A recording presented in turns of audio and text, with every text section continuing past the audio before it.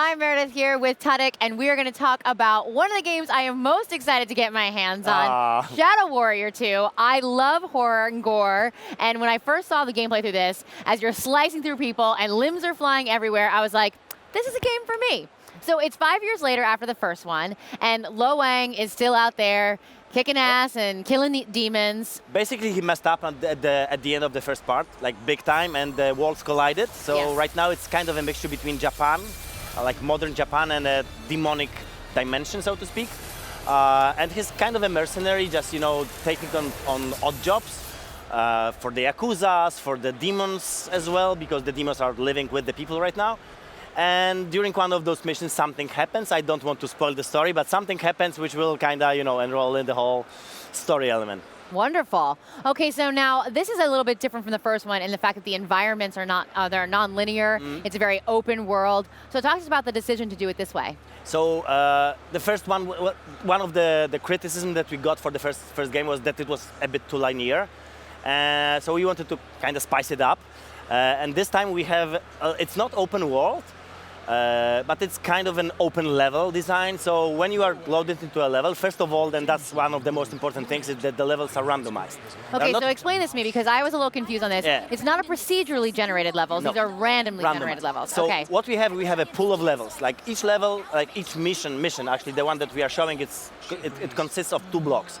Each block is like roughly 200 per 200 yards, like yards, okay, yards wide and big, and we take them from the pool. So, for example, if we have this mission, we have 2 blocks. The first block is randomized from the pool of 4, or more. Right now it's 4, but there will be more. And the second one is randomized from a pool of 3. So each time when you load into a level, you have different layout of the level. There are some parts of the level which are also randomized. So, for example, you can see a statue, and the next time you load into the same kind of a block, you'll see instead of a statue there will be a building, for example. So it gives you like not unlimited replayability, but a lot of it. So right. if you, for example, play the game like in a single-player mode from the beginning till the end, and you start again, then you'll have a completely different experience. So are your enemies show up in different places when you play through? Yes. It's developers don't do that. Maybe I will. Like, it's a kind of a mixture between Mortal Kombat, Diablo, and the first-person shooter. Okay. So Mortal Kombat, because of all the slashing and slicing and dicing. It's a pity we haven't all the B-roll, because in the new one we actually have a chainsaw that I wanted to express. Yes, we were talking about this backstage a little bit, that there's now a chainsaw that you can actually like slice through. We'll get to that. Let's finish with the level. All right. Each time when you load into a level, you have different time of the day, you have different weather conditions, and you have different layout of the level. So technically you will have single-player missions, then you will have the side quests, and they will be fully voiced, they will have cinematics and so on and so on. And then you will have a bulletin board, which will be kind of a random mission generator. So when you take the mission from the bulletin board and you load into a level, each time it will be a different level. What I like too is we have both firearms and blades. Yeah, and actually I'm the blade guy. I like guns in the game, and they're really like neat to shoot. Yeah. But the blades is what's making the whole experience really unique. Flamethrowers, any explosive type things? I don't know if we have I don't think we have a flamethrower. We have explosive. Obviously, we have grenade launchers, rocket launchers, and that's it for the. That's it when it goes for the explosives, but each weapon will come in 3 different variations. So it will depend. There is like an ancient weapon, ancient version of the weapon, modern version of the weapon, and a version of a weapon, which I will leave to you to figure out what is the third kind of a setting.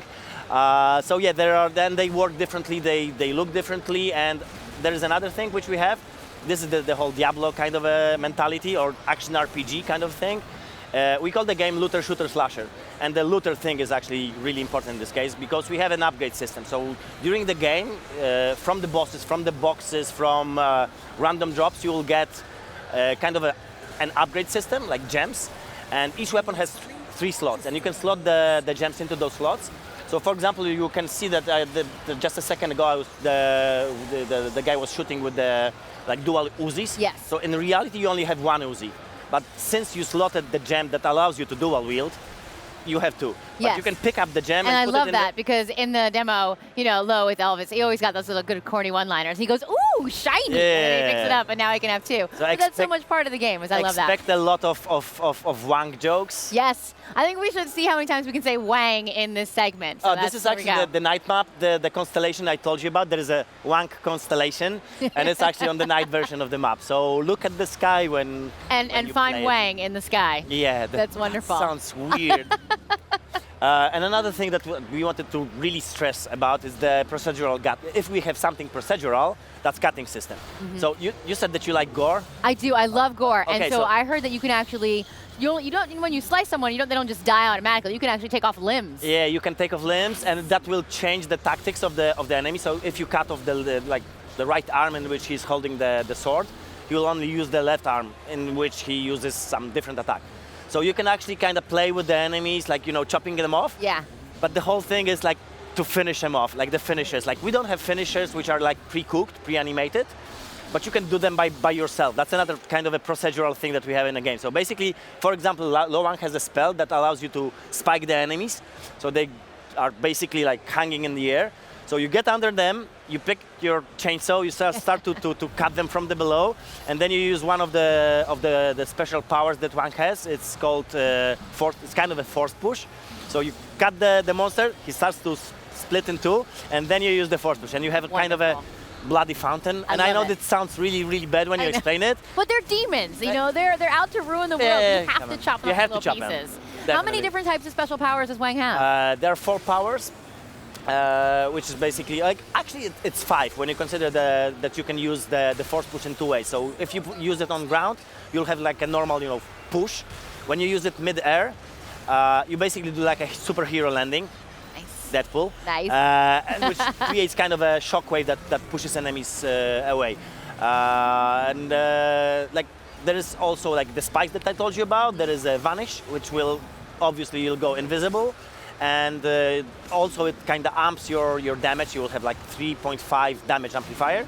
So it's really cool to kind of sneak at the enemy and like finish him with one slice. How many different types of enemies do you have to kill in this? Because I've seen a lot just we in the clips we're have looking 40 at. different kinds of 40 different? 40 different. Does that include the little ones that split apart into other little ones? Yeah. Are those all different actually ones? the big one, the big one. You can see it right now. So the big one actually splits into the little ones. Yes. So it can kind of create the never-ending loop of enemies. And I love the Freddy Krueger style, like Wolverine almost blades. Wolverine. Those are great, yeah. That's and I like how they stay bloody, that they wouldn't be clean automatically. You can clean them. You can clean them with when you press on square. He cleans the blades. If you hold an actual sword, you'll do like a swiping move. And the thing is that if you are in combat, the same button will work as a counter. So you can actually counter the enemies. And since one of our lead game designer is a huge fan of Metal Gear Revengeance, and he loved the fact that you can counter every single attack in Revengeance, even if it's Metal Gear Rex trying to, stomp you with a huge head, huge leg. Like you can counter everything. So if you are fighting a huge monster, you can still counter any of his attacks. That's amazing. I have to talk to you about the sound design because I described it to you as squishy. There's a squishy sound design to like the meatiness when you're slicing off these limbs. You were telling me who did all the sound design? Okay, so Adam Skorupa, shout out to him. He's like a legend, kind of a legend in Polish game dev when it comes to music creation. I can't tell you all the ways that he made the sounds. Like for example, the stringing, the stringing when you string the bow. That was made with a rubber glove. Let's say it was a rubber glove. It was a very special rubber glove. So basically, he was stringing it, stretching it. That was the stretching sound, and when he was releasing it, it was like a string. That's awesome. So yeah, he had like I actually saw the videos from his recordings. So for example, the growling sounds of the enemies, they're actually the sounds of his dog. Wow. He made his dog to growl, and he also growled with the dog, and he recorded that, and this way we have the weird sounds of all the enemies. All right, well, when do I get my hands on Lo Wang? I need more Wang in my life. Second. I told you I was going to do it. So sweet. Yeah, that was a good Wang That joke. was a good one. Kudos. Okay. So second half of 2016. All right. When it's done. When it's done. But it will be done. Well, I don't want to rush you because I want this game to be as gory and as beautiful as possible. Tadek, thank you so much. Thank you very much. I can't wait to get my hands on Shadow Warrior 2. Look for that coming in 2016.